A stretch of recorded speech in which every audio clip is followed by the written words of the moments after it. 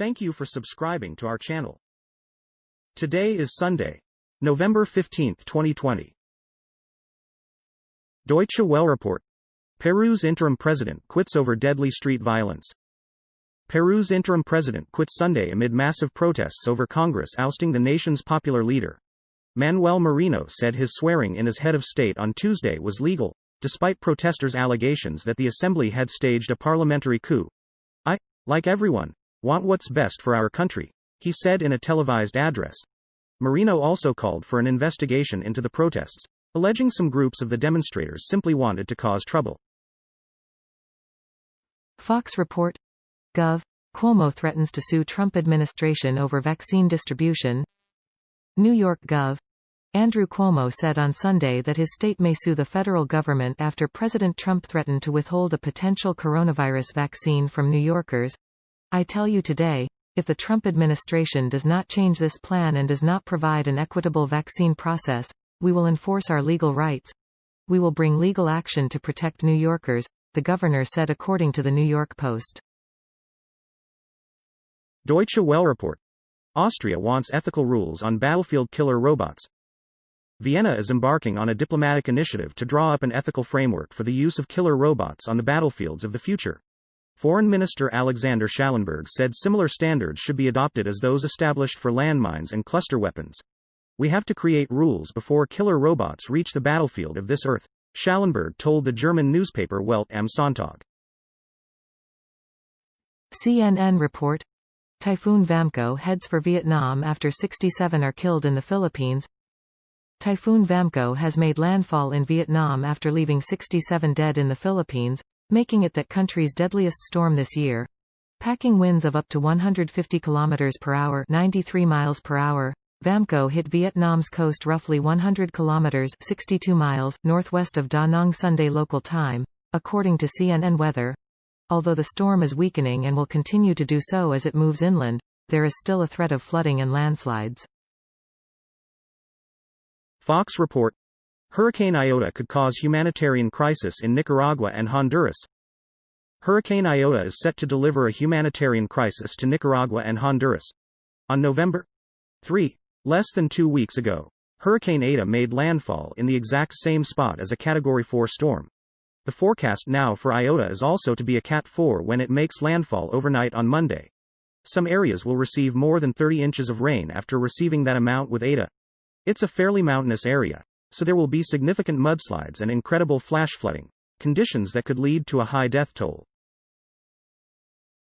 BBC report. New Kim, racing pigeon from Belgium sold for record €1.6 million. New Kim, a 2-year-old female, was initially put up for auction for just €200, but was bought by a bidder from China on Sunday for the record amount. Kurt van de Wouwer, whose family bred and owned the pigeon, said they were in shock at the news, according to Reuters news agency. Champion racer Armando, who was nicknamed the Lewis Hamilton of pigeons, after the Formula One world champion, was retired and had already fathered a number of chicks when he was put up for sale in 2019. Al Jazeera report. SpaceX, NASA set for first operational astronaut mission to space. SpaceX, the rocket company of high-tech entrepreneur Elon Musk, was due on Sunday to launch 4 astronauts on a flight to the International Space Station, NASA's first full-fledged mission sending a crew into orbit aboard a privately owned spacecraft. The company's newly designed Crew Dragon capsule, which the crew has dubbed Resilience, was set for liftoff atop a SpaceX Falcon 9 rocket at 7:27 p.m. Eastern Time, 00:27 GMT on Monday, from NASA's Kennedy Space Center in Cape Canaveral, Florida in the United States.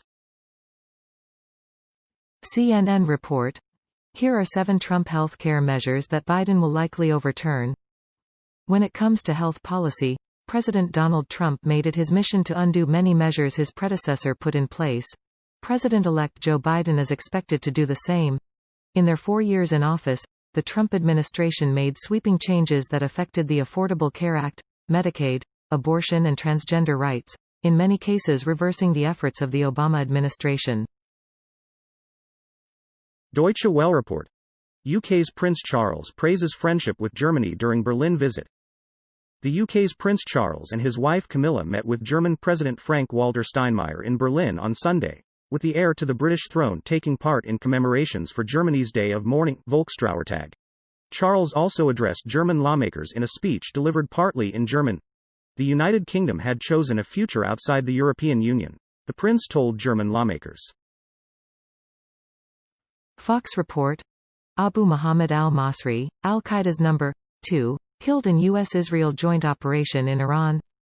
Washington AP. The United States and Israel worked together to track and kill a senior al-Qaeda operative in Iran earlier this year, a bold intelligence operation by the two allied nations that came as the Trump administration was ramping up pressure on Tehran. 4 current and former U.S.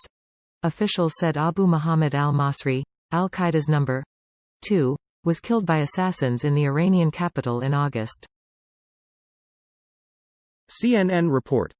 Here are the fast food winners and losers for breakfast. The morning routine has been obliterated because of coronavirus. That has dragged down breakfast sales at major fast food restaurants, which was a rare growth opportunity for the otherwise flat-lining industry, because so many people have been staying home for their breakfast and morning coffee. Taco Bell, Starbucks and Tim Hortons have suffered. Still, as time goes on, there have been some signs of a comeback, mainly at McDonald's and Wendy's. BBC report. Shepherd Bushiri, preacher flees South Africa ahead of fraud trial. Shepherd Bushiri, who had previously said he wanted to clear his name, has now returned to his home country, Malawi, with his wife Mary. Earlier this month they were released on bail after being charged with fraud and money laundering. He said there had been attempts on his life and he accused the South African authorities of not offering protection. Mr. Bushiri described his decision to skip bail as a tactical withdrawal meant to preserve lives, while speaking to supporters on social media on Saturday.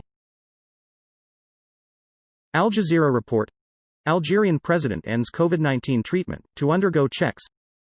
Algerian President Abdelmadjid Tebboune has finished treatment for COVID-19 and will undergo further medical tests, his office said. The medical team accompanying him confirms that the president has completed the recommended treatment protocol after having contracted COVID-19, and is currently undergoing medical tests, the statement said on Sunday. The statement was released on Tebboune's instruction to inform the public of the evolution of the state of his health, according to the presidency. CNN report. Forces from Ethiopia's Tigray region bombed Eritrean capital, Tigray leader says. Rebellious forces from Ethiopia's Tigray region fired rockets at the airport in Eritrea's capital Asmara on Saturday evening, their leader said on Sunday, confirming earlier reports of a major escalation in a 12-day-old conflict in Ethiopia. Fighting is still continuing on several fronts in Ethiopia, Debretsion Gebremichael told Reuters in a text message. 5 regional diplomats told Reuters shortly after the attack that at least 3 rockets were fired at Eritrea's capital from Ethiopia on Saturday night. BBC report. RCEP, Asia-Pacific countries form world's largest trading bloc. The Regional Comprehensive Economic Partnership (RCEP) is made up of 10 Southeast Asian countries, as well as South Korea, China, Japan, Australia and New Zealand. The pact is seen as an extension of China's influence in the region. The deal excludes the U.S., which withdrew from a rival Asia-Pacific trade pact in 2017. Negotiations over the RCEP lasted for 8 years. The deal was finally signed on Sunday on the sidelines of a virtual summit of the Association of Southeast Asian Nations, hosted by Vietnam. Fox report. Facebook post leads to porch pirate arrest, police say. South Carolina police say a community Facebook post about a man in a green t-shirt allegedly stealing a package from a porch has led to the arrest of an individual who showed up in court wearing the same t-shirt. The arrest happened Wednesday in Goose Creek, SC, a day after the man's picture from a surveillance camera showed up on the Facebook page of the Goose Creek resident group. Beware this porch pirate, Linda Collins wrote in a post accusing the man of stealing a package from her porch and stuffing it in his backpack. Al Jazeera report. Hundreds arrested as Belarus protesters face violent crackdown. Masked security forces arrested hundreds of people in another day of mass demonstrations against the president of Belarus, Alexander Lukashenko. Protesters on Sunday chanted, "I'm going out," the last known written words of an anti-government protester who died last week. Videos distributed on the messaging app, Telegram, showed the uniformed officers using tear gas and stun grenades against peaceful protesters in the capital, Minsk, in an attempt to disband their rallies. Thank you for watching 5 p.m. recap. To be notified, you can subscribe our channel and activate the bell.